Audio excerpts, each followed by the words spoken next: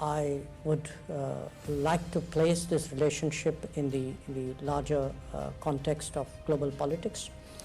I think in an immediate sense, we are grappling with what I would call a 3C challenge, which is COVID, conflict, and climate change. I think these are the three big issues which have disrupted world politics, disrupted the world economy. And in many ways, I think they frame the larger context in which India and Australia discuss world politics.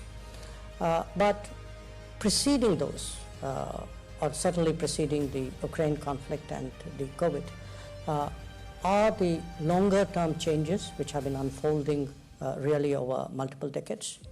Changes which perhaps had one big inflection point in the global financial crisis of 2008. The fact that we are looking at a much broader distribution of power and influence in the world. That conversations and decisions are no longer as narrow as they used to be. I would say the global rebalancing in many ways is a even bigger picture in which we need to look at the relationship.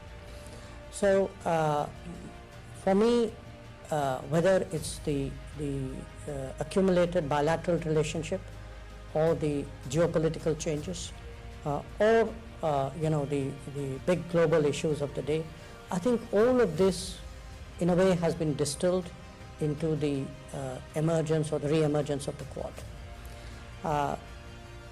I would argue that one of the reasons why the Quad worked in 2017 and subsequently, as opposed to the first attempt at it in 2007, a decade earlier, was the fact that India's relationship, bilateral relationships with the other three Quad partners had developed sufficiently by 2017 for us to actually take this initiative forward in a manner in which perhaps we couldn't do a decade earlier.